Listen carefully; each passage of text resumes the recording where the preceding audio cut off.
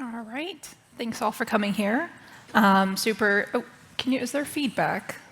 I can't fix that. That's okay. Anyway. All right. So you guys have already been introduced, but I'm really excited to chat with you both. Just as a reminder, so Katalin from Heka VR and Simeone as an artist and a trauma-informed facilitator. And I believe you have something that you'd like to share with the audience before we start this actual panel. Absolutely, absolutely. Can you hear me? Yeah? Is it clear? Is it? It's present. So I'd like to do something unconventional for this, and which is to invite you into a brief meditation.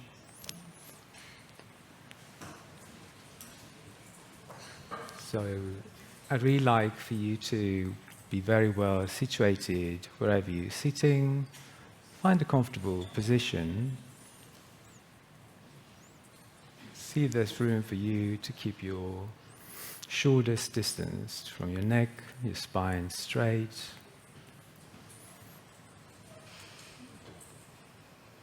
And as you begin to observe your breath, see if you open to closing your eyes. Soften your gaze first.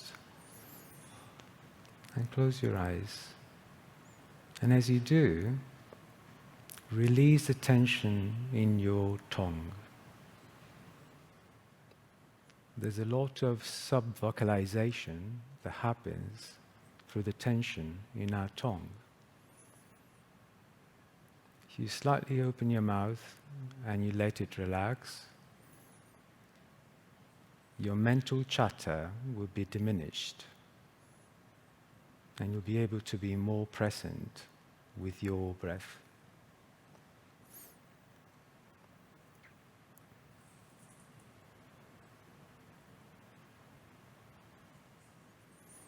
And I invite you to bring your right hand on your belly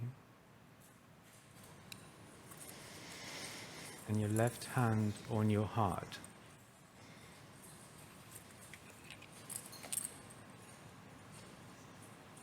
And keep your normal breath work. Don't try to give it a shape. And see what kind of sensations are emerging in the here and now.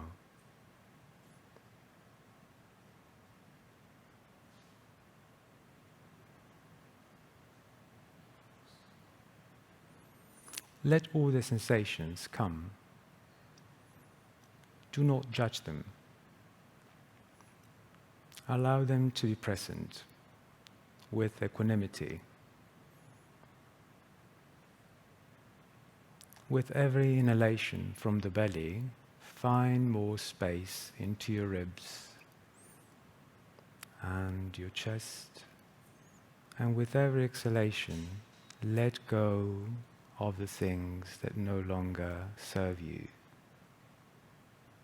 Imagine your breath helping you cleanse your system and reboot your nervous system in the here and now.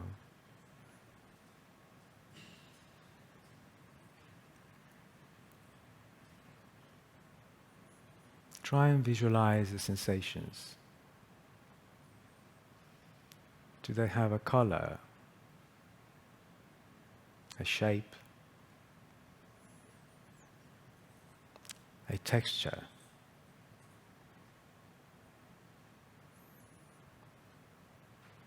Are they red, orange, yellow, green? Are they blue?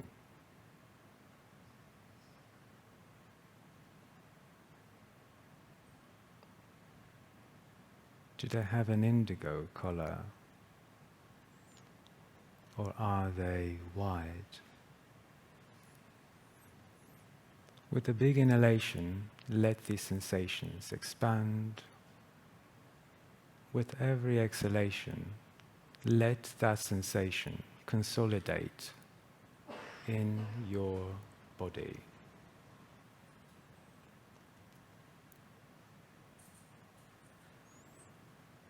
A big inhalation and a large and soft exhalation.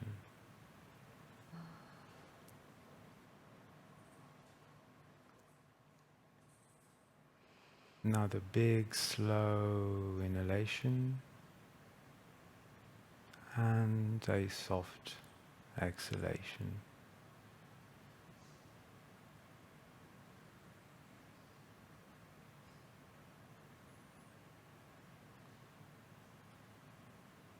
One inhale,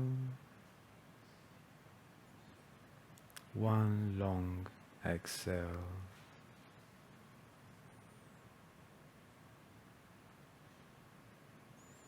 Keep this rhythm going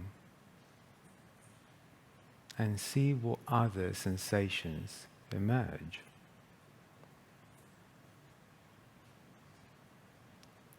Embrace them without resistance. Let them come to you. Should non-spacious, strange sensations appear, just give them all of your love.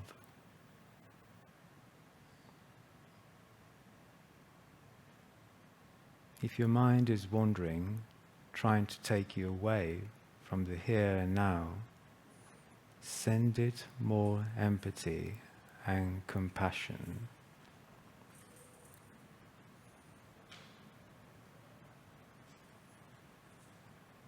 As we softly begin to land in the present moment, let's take one last big inhale and exhale together. One big inhale and a juicy and soft exhale. Let it be long, as much as you can. I now invite you to begin to soften every part of the body, maybe the neck, maybe the shoulders, as you prepare to softly and gradually open your eyes and regulate to your surroundings. Begin to familiarize with the shapes, the colors, the people, the temperature.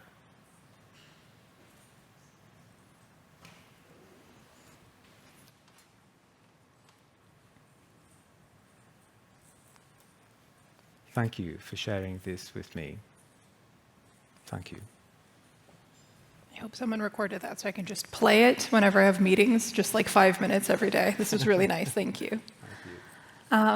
So thanks for sharing that. Can you tell a little bit more about what your company does and what your product and your, I guess, innovation and creation does? Because I think you have a really interesting thing. A lot of us within the virtual reality realm tend to create products, and you create experiences. Can you tell us a little bit more about the experiences that you create? Yeah, definitely. I create experiences biodigitally, both in real life and in virtual reality, to expand people's consciousness. In the real life leg of my activity, I work with plant medicine from the Amazon forest. So I organize transformative journeys in which people in the forest experience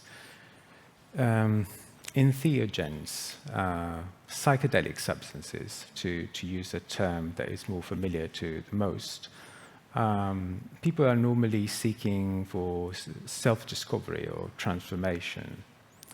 And I try and bring all that experience, that knowledge, that wisdom from the Amazon forest, from the ancient traditions, into immersive, multisensorial experiences in which I try and mirror, to some extent, the depth, how profound an experience like that of the forest can be. And so to do that, I try and elicit different states of consciousness by using visuals, by using sounds, by also using other senses in order to activate different parts of the brain in the way, especially somatosensory cortex, for instance, or for people to get into a state of hypofrontality. That is exactly what happens during an experience with ayahuasca, for instance, or with the well-known mushrooms or other such substances.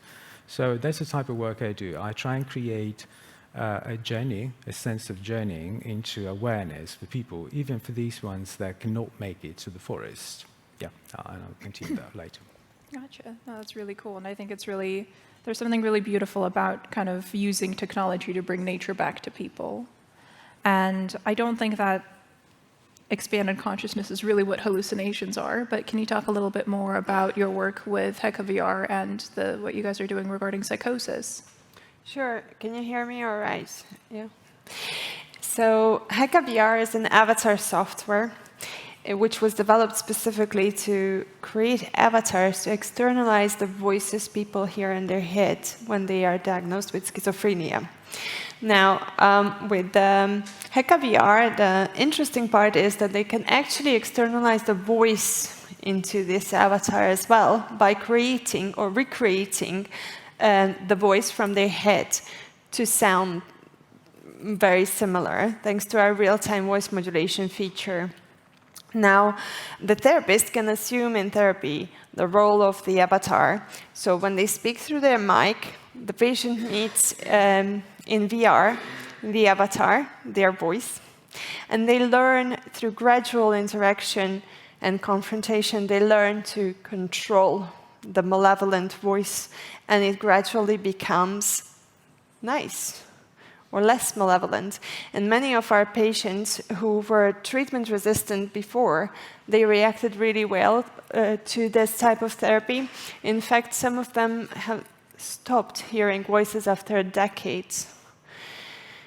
That's what I work with. That's really cool. And does that work for both like auditory and visual hallucinations? We only work with the auditory hallucinations, not visual ones. Got it. Amazing. And I think it's really interesting because I think often with schizophrenia, there's the assumption that the voices like cannot be controlled. So it's nice that you're able to give patients the control back over their lives to really stand up to the voices. I think that's really amazing. Yes, exactly. So avatar therapy was not developed by Heka VR originally. It was developed for the screen, for the computer screen. Which also was very helpful and effective to treat these voices. But when we put it in VR, it became a little bit more powerful. And it looks like there's a very strong bridge between both of you, even though you're in very different fields around mental health.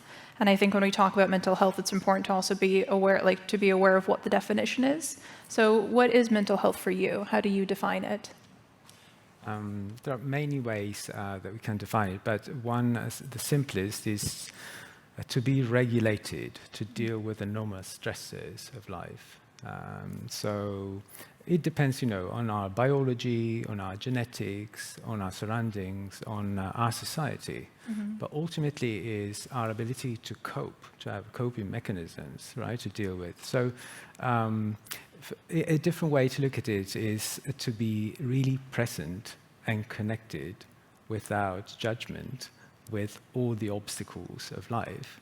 And so it's creating, to use my way of looking at the world, a ceremony of reconnection with yourself and with the people. So looking at life as a way to create rituals, to create habits, to create everything that can become a resource for us to reach that state that we call mental health. Because mental health is situational, has so many different biomarkers, cannot be very well defined, but we try and frame it like that. No, I think that makes sense. And I like the emphasis on regulation, because I think dysregulation can be really difficult. One of the projects that I had done previously at SyncVR was developing a mood management application specifically to help people regulate their moods, and I think that's so important. And how do you define mental health? So it's very similar to how you define mental health, Nice. but it's very important that you bring up the obstacles and how we cope with the obstacles, because oftentimes when we talk about mental health, we also talk about depression, anxiety, and we tend to think about something bad that we need to fix.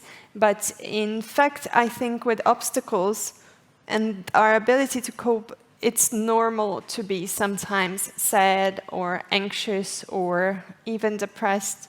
The problem becomes, it becomes a problem when it starts affecting our everyday life in a way that we can't function anymore, and that's not health anymore. Because our nervous system is built to be in a constant state of pendulation, right? To be in sympathetic and parasympathetic. It is when we are awfully in sympathetic and fight or flight that stress can turn into something more chronic. We all deal with trauma on a daily basis. We've dealt with trauma upon birth later on, so we all have that challenge in front of us and with us constantly. But the way we activate or let our nervous system be activated to support it in the journey is truly the tool we can use. And I shared with you a simple practice earlier for this purpose. You know, your breath work, it's truly your own very own way. You own it to move your nervous system in the direction that is needed. So the breath patterns, the meditation, the practices that we now reductively call mindfulness, they're truly helpful in giving you the tool to deal with the stresses of life. Yeah, absolutely. An aside, I remember reading that there was a proportion of schizophrenia patients that had delusions that were that had positive voices that would just say like affirmations to them. Is that something that you have encountered in your work? Yes, but we work with malevolent voices because it's also very important to work with what the patient wants to work with.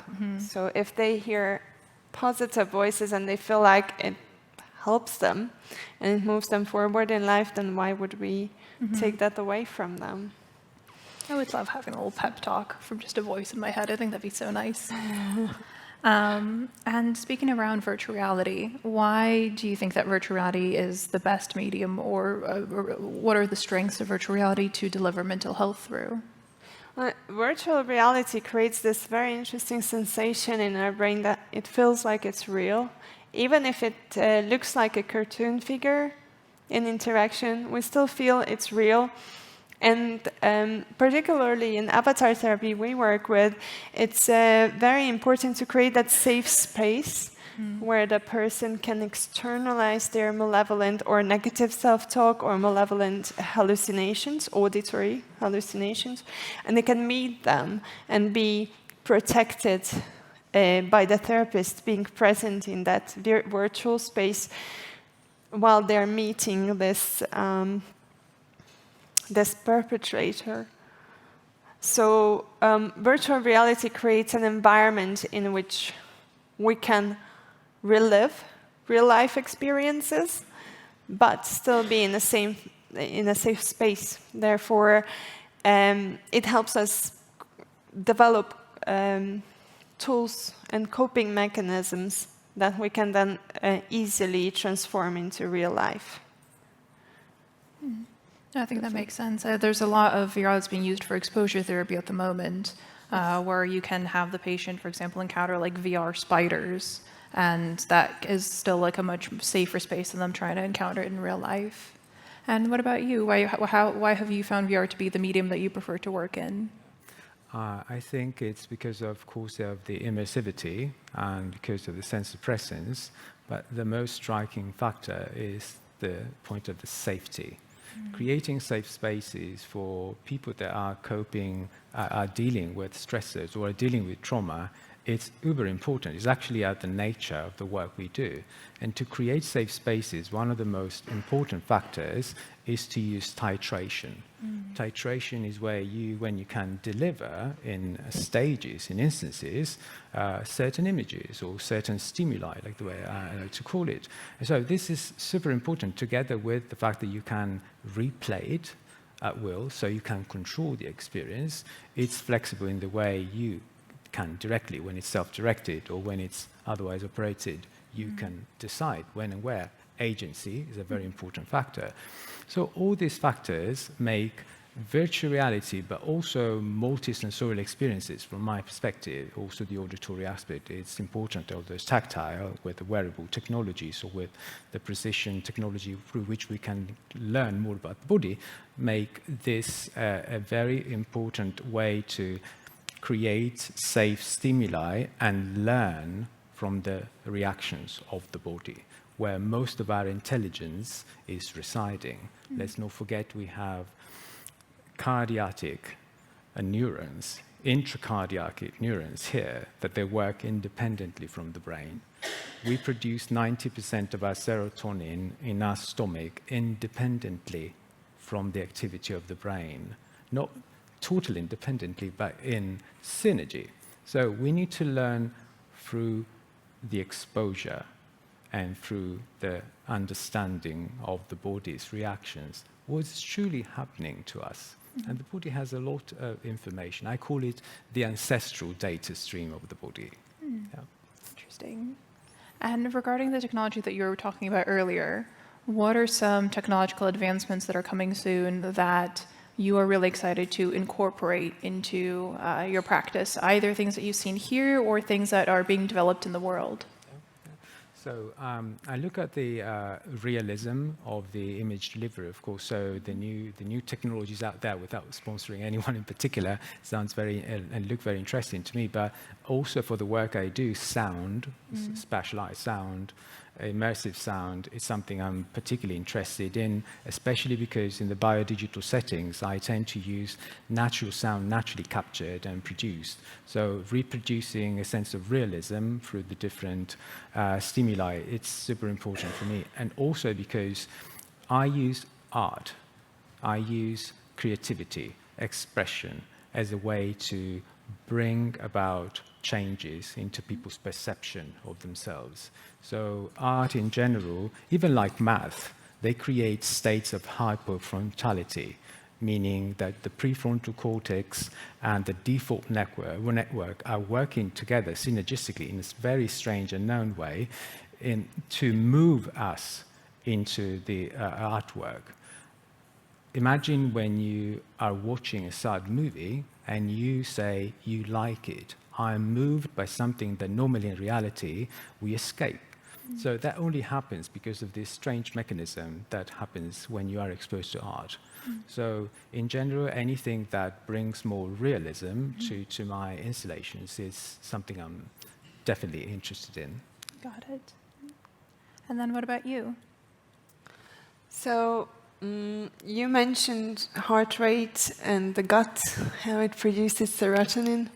And I think for us, it is a very interesting thing to find out that during therapy, how can the patient regulate, or how can we support the patient to regulate their own physiological reactions to stressful situations while they practice those situations in the safe space. So I don't know if you've heard about neurofeedback or biofeedback. That's when you have your heart rate or breathing visualized on a little thermometer, for example, and then you learn to regulate it. So you learn to regulate it with your breathing, with your thoughts. So this is a very important procedure in terms of learning to cope better with stressful situations or difficult situations. But at the same time, I was going to say something I forgot. Do you mind repeating the question? Yeah, it was what new technology are you excited to incorporate into your product? Yes, so this is one of the things, looking at neural feedback and also with emotions and the breathing and the heart rate. But also we'd like to see if avatar therapy works in other mental illnesses like eating disorders. When we have like a very negative self-talk, very restrictive negative self-talk, to see if we can externalize the disease voice into an avatar and work with that. That's going to be our next step in our product development. Oh, sorry. That was my next question. I meant what new types of technology, so like the biofeedback, the heart rate, but you did answer that, so that's perfect. Yeah, but every time we move to another diagnosis, we need to adapt not just the therapy manual a little bit, but the software as well. So it needs to be reshaped in a way that fits the other patient group. Got it. I want to add something about neurofeedback. All the devices that can give us like EEG data, especially if coupled with devices that can give us a window into heart rate variability, provide very reliable data, because heart rate variability is a big predictor of stress. I don't know if you heard of that experiment whereby 134 people with a neurofeedback device and virtual reality and another heart rate variability device were tested against 3 different scenarios with the different degrees of stress embedded in every one of them. And the conclusion was that the data was very clean with respect what the stressors were, because they were intimately and perfectly correlated with the heart rate variability. So we're talking about an incredible amount of insight into our body. And I'll tell you later how I integrate this into my installations. Oh, perfect. And I believe also there's a device that's being developed that can directly measure neurotransmitters as well. I don't think they've finished out the testing yet, but I think once that's on the market, that's going to be really, really good to be able to actually just directly measure the chemicals in the brain. Yeah, also galvanic response or temperature. The right? skin. Yeah, right? The skin, conductivity. Yeah. So it's interesting how all this technology is consumerizing. So it's getting closer to us. And we can, of course, with all the ethical considerations that we'll touch on later, but it's a great way to explore the incredible amount of wisdom that sits within us. Yeah. And it sounds like what you've both been describing is amazing work, but I'm sure we've all encountered obstacles when trying to present this work now to the actual market. What are some obstacles that you've encountered, and how did you overcome them? So I don't normally come across obstacles per se. I come more across the complexity of presenting people with the body of work I'm trying to bring into the world. Because first of all, it's a journey, so it's always ever expanding. But the moment you let people sit and take a moment to themselves and fork a pair of goggles and headsets and any neuro device, all this simply, this device they can use very simply, there's no way going back. I say, oh, I get it. Oh, this is what people try when they do ayahuasca. Say, no, sort of, but yeah. They have these alterations of perception. Alteration of perception is part of our everyday life. We are what we call a state of awakeness, or when we go to bed. These are changes in state. Our emotional state changes every 2 seconds. Imagine here how much is going on here at the moment. So for me, it's more having the opportunity and the time, right, to present the solution, the art, the immersion properly. Yeah. And what are some obstacles that you've encountered? Well, first of all, HKVR is a medical device, so the regulatory space for medical devices, especially for software as a medical device, and especially for VR software as a medical device, it's very difficult to navigate because we're kind of in a gray zone. We are therapy, but we don't tell the therapists how to do the therapy. They use HKVR as a tool in therapy. Yet, the therapist's voice is getting transformed into the avatar's voice, and the patient is immersed in virtual reality, and it has a huge effect on the therapy. So it's a bit of a gray zone. And the other thing that we encountered, I think there are about 3 things. So regulatory is one of them. The other one is the reimbursement schemes of the different clinics, regions, hospitals, private or public, navigating that and building a business model to match that is a nightmare. And I don't think anyone has figured it out yet completely. But if you have, please let me know. No. And the third one is the attitudes, the clinicians' attitudes towards what they think the patients would like.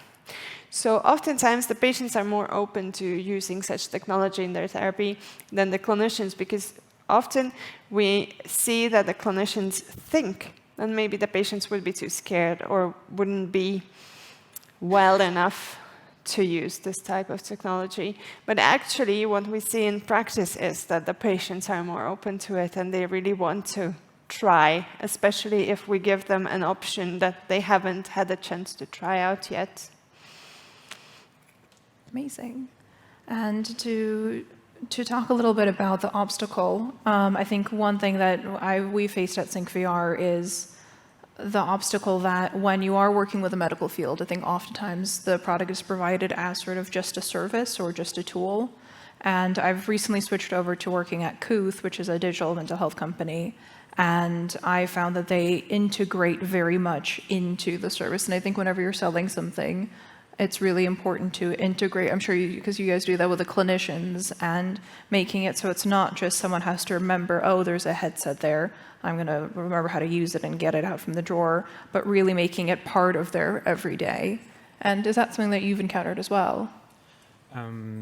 The familiarity with technology, of course, is one of the main. It's challenge. You know, we are at a stage where this technology is not consumerized yet. So we're all pioneers here. You know, we have to be forgiving. We have to have compassion for the type of work we do, because we know we can bring about a profound change in society. So every time I'm met with these obstacles, I agree totally with you in terms of the resistance from the incumbents, so to speak. So it's considered that, but also that's an opportunity for us to see if there is more room for self-directed, right, experiences. How can we bring that to people? Of course, there are all the themes of liabilities involved, but I feel that bringing this in front of people is the challenge of my future. And in fact, I'm trying to bring all the virtual experiences also in a biodigital setting. So people are also given the opportunity to try it in real life in installations that actually connect the digital space, the virtual space, with the real public space, mostly in nature. Most of the times, this is one of the big themes. Go back to nature, go back to your nature. And connecting also with the idea of sovereignty. I think most people feel that they are disempowered also by the use of that data, right? So we normally download a lot of data with people, especially in the medical system, and we don't know where that data goes. We have no availability of that data. I'm trying to create an ecosystem whereby each time you have a meditation, all your biodata that we are downloading become an NFT that you own, that you have control of, and that lives in the blockchain. And from my artistic perspective, I'm inviting all of you to use this mechanism to create a big artwork made of NFTs. But the meaning of this installation and my work is take control of your human experience. Your power of being is undervalued at the moment. So take control of who you are, of the data that you produce, of where the data goes, right? And so another aspect is AI. We're talking about this in so many strange and anthropomorphized ways. But I'm trying to use AI, for instance, to find the biomarkers of transformation into people's brains. So imagine that, you know, the brain is a conceptual machine, and it's it's a perceptual machine that constantly tries to be surprised, right? So imagine that when you're in meditation, we were able to understand the moments where there is full and present awareness of it, and work with it to understand what best practices can be customized and personalized. So yeah, I didn't want to get lost in No, that. no, But no, that it's is very one of the things that fascinating. It's close to my heart. Yeah. No, that's really amazing. And does anyone have any questions about all the things we've talked about? I know I could talk about mental health all day, but I'm realizing we've got just a few minutes left for questions. Are there any questions?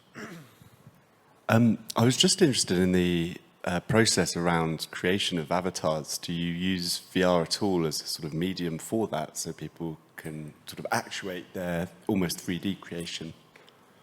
The way the avatar creation looks like, the patient and the therapist sit in a room and they look at the laptop screen and they create from a basic avatar. They change the features, the facial features, and sometimes the body, upper body that they see features of the avatar to make it look like they imagine the voice in their head would look like. And then they do the same with the voice. So the therapist records a segment of their voice. They say, like, it's a normal day today, the sun is shining. And then they put it to play on repeat, and they modulate that voice until it sounds very similar to the voice that the patient hears in their head. And then when the patient meets the avatar in VR, so the therapist can assume the role of the avatar and talk to the patient through the avatar. Any more questions?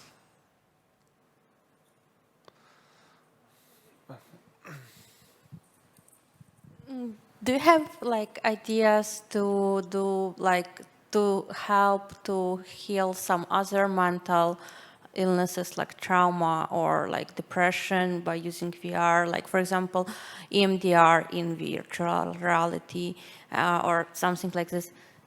Thanks for asking this question. Yes, so we hope to build, we want to build a platform for VR avatar therapy to treat all kinds of mental illnesses.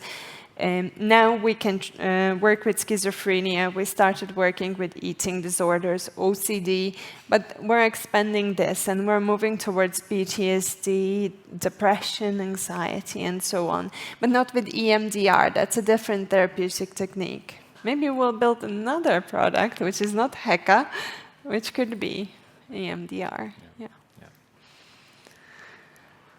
I'm just wondering about when you talk about making a VR scenario or environment that somehow evokes the same emotions or experiences as on a psychedelic trip or on ayahuasca or so on.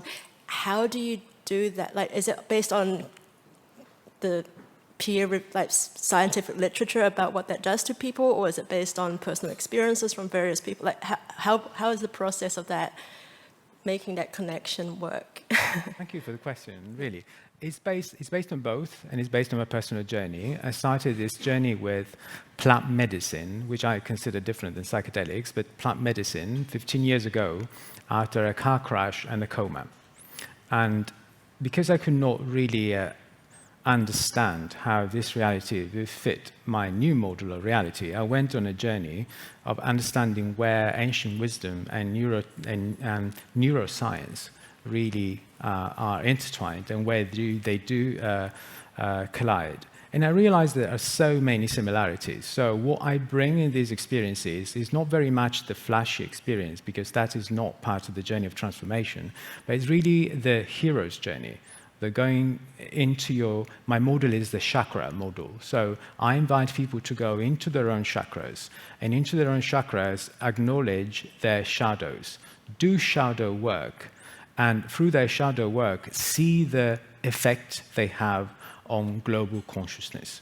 That is a typical journey of anyone doing plant medicine, because in the plant medicine, you have a holographic view on your autobiographical reality. And so you basically imagine you're sitting with your subconscious, right? And so you have the opportunity to deepen the knowledge of what sits within, or what is the invisible realm, of the things that govern your human experience. And so I try and bring that part. I know that other companies are trying to do the flashy journey, so to speak, for lack of better words. But I'm more into the analytics of what it means to go within.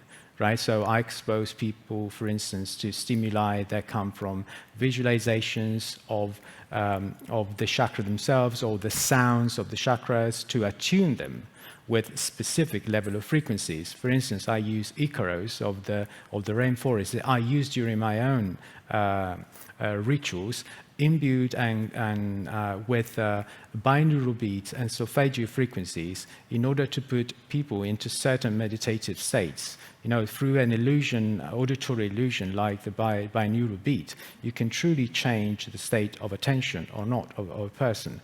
So trying to put people more into the theta and the gamma states is me trying to communicate to people that there are different levels of awareness that you can access during the ayahuasca journey, and most importantly, that it is a journey. We often forget that the spirituality is part of our mental health model, and working on our mental health also includes working on our spirituality, whatever that spirituality is. And to do that, I present people with the idea that they have to do a journey within themselves, and that through the power, for instance, of their contemplations, they could bring about change in the reality. Because even the mindfulness industry at the moment is overlooking this part, the upper end of the deep meditation, right? We use meditation or breath work as a mental floss, very temporary, whereas meditation is much more than that. Meditation is to getting into a contemplative state where you can begin to appreciate the power of your mind in creating the construct of reality. And that's why I really love working with perceptual technologies, because perceptual technologies and plant medicine have so many similarities in the way they work on our perception of reality. Thank you very much for that, I think, very elaborate, nice answer. And I think that really concludes pretty well what you were talking about in, let's say, all these mental health states, how we can address different perception experiences and so on. As we are running out of time, and if there are some questions, I would ask you to approach the speakers afterwards and thank once again the panel for the nice insights they gave us.